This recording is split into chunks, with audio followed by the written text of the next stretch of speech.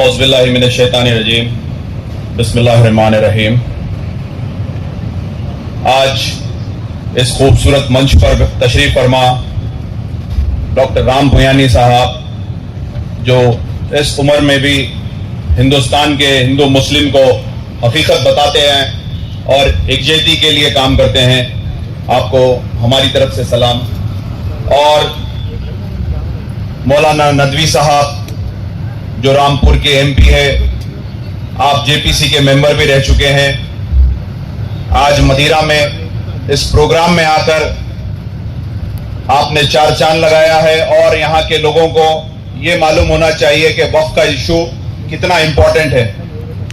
हफीजुर रहमान साहब, जो जेएनयू के प्रोफेसर है, सुधाकर राव साहब, सीपीएम, मौलाना सैयद साहब, मौलाना जलील साहब, तारिक अंसारी साहब, जो इस तेलंगाना स्टेट कमीशन के चेयरमैन हैं, और जनाब अमजदुल्ला खान साहब, तर्जुमान एमबीटी। और अमजदुल्ला खान साहब की खुसूसियात ये है कि जहां जरूरत पहुंचती है तो सबसे पहले मेडिसिन अमजदुल्ला खान ही लेके जाते हैं। कोई भी चीज का अगर मसला होता है तेलंगाना में, चाहे मसाजिदों का मसला हो या बीमार का मसला हो, कोई भी चीज का मसला हो, सबसे पहले अगर कोई हाजिर रहते हैं तो अमजदुल्ला खान साहब। अल्लाह उनको बहुत जल्द नवाजेगा और बहुत अच्छे मुकाम पर नवाजेगा। आज भी स्पोक पर्सन रह के एक एमबीटी पार्टी के वो पूरे तेलंगाना को हराए हुए हैं। और मैं तमाम दीगर लोगों का भी यहाँ पे खैर मकदम करता हूँ। और इस प्रोग्राम के ऑर्गेनाइजर मुस्लिम आइकिया संगम, जिसके सदर हैं मौलाना शेख मुजाहिद साहब, जो बहुत बेहतरीन प्रोग्राम ऑर्गेनाइज करे हैं, शेख हुसैन साहब जो वाइस प्रेसिडेंट है, और हमारे जब्बार साहब जो इसके स्पोक पर्सन है और अच्छा ऑर्गेनाइज करे हैं ये प्रोग्राम को। देखिए, सबने तो अपनी अपनी बात कर दी और कुछ बचा नहीं बात करने के लिए।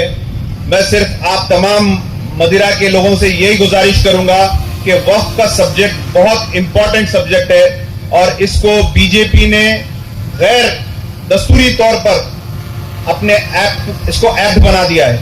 और मैं सलाम करता हूं 232 एमपीस को जो रात के 3 बजे तक रुककर इस बिल की मुखालिफत करे, जिसमें हमारे नदवी साहब भी हैं और आपकी पार्टी के सदर का भी हम शुक्रिया अदा करते हैं। और तमाम लोग जो इस बिल की मुखालिफत करें, इनको मालूम है कि हिंदुस्तान को तोड़ने का बिल है, मुसलमानों को परेशान करने का बिल है, मुसलमानों के जायदादों को खींचने का बिल है, मुसलमानों की मैशियत को खराब करने का बिल है। देखिए, कुछ लोग समझ रहे हैं कि वक्फ से हमारा क्या ताल्लुक है, ना हम वक्फ के किराएदार है, ना वक्फ की हमको जमीन मिली है। तो मैं आप तमाम को यही बोलूंगा कि आप जहां पे भी बैठ रहे हैं, कोई होटल में बैठ रहे हैं, कोई चबूतरे पे बैठ रहे हैं, कोई दावत में बैठ रहे हैं, कोई किसी से मुलाकात कर रहे हैं, तो वक्फ के ताल्लुक से डिस्कस करिए। ये आपका खुद का इशू है।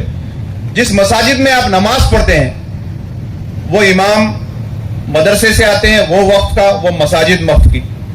जो उलमाओं को आप सुनते हैं वो उलमाए भी मदरसों से आते हैं, मसाजिदों से आते हैं, वो भी वक्फ के। जिसमें आपके आबो अजदाद मफहूम है कब्रिस्तानों में, वो भी वक्फ से आता है। आपको भी उसी कब्रिस्तान में जाना है जो वक्फ का है।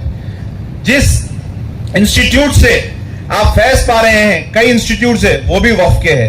तो ऐसे वक्फ के कई चीजें हैं जिसको हम डिनाई नहीं कर सकते हैं। कई जमीनात है, कई मदरसे हैं जो वक्फ के हैं जिसको हम डिनाई नहीं कर सकते। तो वक्फ हमारा खुद का मसला है। आप अगर आप वक्फ के मामले में खामोश बैठेंगे, देखिए आपकी खुद की जमीन को खींचा जा रहा है एक दस्तूर की खिलाफ वर्जी करते हुए। दस्तूर हमको बराबर रहने का हक देता है, दस्तूर हमको साथ चलने का हक देता है, दस्तूर हमको अपनी आवाज बुलंद करने का हक देता है, दस्तूर हमको एहतजाज करने का हक देता है। आज मोदी गवर्नमेंट हमारे साथ हर वो चीज कर रही है जो हमको नाकबूल है। जैसा कि आपको मालूम है, ट्रिपल तलाक का बिल हम पे ला दिया गया है। आज बताइए कौन सा मुसलमान जाकर मोदी को बोला कि भाई आप ये वक्फ का बिल लाओ। वक्फ एक इस्लामिक प्रैक्टिस है जिसमें मंशा वक्फ के तहत आपका काम होता है।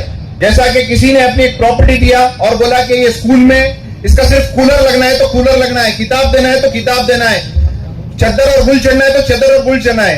अब मोदी साहब क्या करेंगे जब ये वक्फ के जायदादों को ले लेंगे? और आर्कोलॉजी में हमारी जो वक्फ के जायदादें हैं, उस जायदादों को अभी इमीडिएटली इस एक्ट के हिसाब से डायरेक्ट गवर्नमेंट के अंडर में ले लिया गया है। जैसा कि हैदराबाद और तेलंगाना की सबसे बड़ी मस्जिद है मक्का मस्जिद, वो आर्कोलॉजी सर्वे ऑफ इंडिया में आती है। अब उस मस्जिद में बोलेंगे कि इमाम साहब आप वक्त से ताल्लुक नहीं है, हमसे ताल्लुक है, आवाज कम रखिए, धीमी रखिए, जुम्मे की नमाज नहीं होना, फलाना खुतबा नहीं होना, यहाँ पे भी शूटिंग भी चलेगी। बहरहाल जो चीज हमारे हाथ में से निकल जाएंगी तो कुछ भी होगा। तो हमको नस्लों के लिए अगर कुछ बचाना है तो वो वक्त बचा सकते हैं। कम से कम वक्त में आपका कुछ नहीं होगा, लेकिन आपकी खबर जो रहेंगी वो वक्त के खबरस्तान में रहेगी। आप जहां मफहूम होंगे वो वक्त का खबरस्तान रहेगा। तो काफी बातें सबने बोल दी है। मैं अवाम उन्नास से भी यही करता हूं, ये बैठने का वक्त नहीं है, ये सोने का वक्त नहीं है। हमको निकलना पड़ेगा। जब तक हम नहीं निकलेंगे, जब तक हम अपने हक के लिए नहीं लड़ेंगे, तो ये बिल वापस नहीं होगा। 11 साल के दौरे इख्तियार में मोदी के अब तक 100 बिल आए, कोई बिल वापस नहीं किया सिवाय किसानों के बिल के। डेली प्रोटेस्ट करेंगे तो बराबर ये बिल वापस होगा। जिस तरीके से तमाम हमारे सेकुलर हिंदू भाइयों ने इस बिल की मुखालिफत किया है, जिस तरीके से डॉक्टर राम पुयानी साहब आकर हर वक्त एक सच्चाई सामने लाते हैं, जिस तरीके से हमारे हिस्ट्री के किताबों को चेंज कर दिया जा रहा है, जिस तरीके से हमारे राजाओं को बदनाम किया जा रहा है, जिस तरीके से हमारी गंगा जमुना तहजीब नफरत भर दी जा रही है, तो हमारे नस्लों को यह समझाना है। इस छोटे से गांव में जो आज मुस्लिम आइक्या संगम ने ये प्रोग्राम किया है, इनको मेरी तरफ से 100 सलाम। आज हैदराबाद से हम यहाँ आने की वजह, यूपी से आने की वजह, दिल्ली से आने की वजह, बम्बई से आने की वजह ये है कि ये वक्फ के बिल के लिए सबको मालूम है ये मुसलमानों के लिए कितना नुकसानदेह रहेगा। और इसमें आप SC ST तमाम भाइयों को लेकर चलिए और ये बिल की मुखालिफत के लिए जहां जहां प्रोटेस्ट हो रहा है, तो हमको एक हिस्सा बनकर एक जहती के साथ, इत्तेहाद के साथ अगर हम काम करेंगे तो इंशाअल्लाह ये बिल को बिल्कुल वापस कराएंगे। और ये बिल वापस ही अगर होगा तो हम सरखुरू होंगे। एक्सपर्ट का यही कहना है कि हिंदुस्तान की तारीख में 1947 से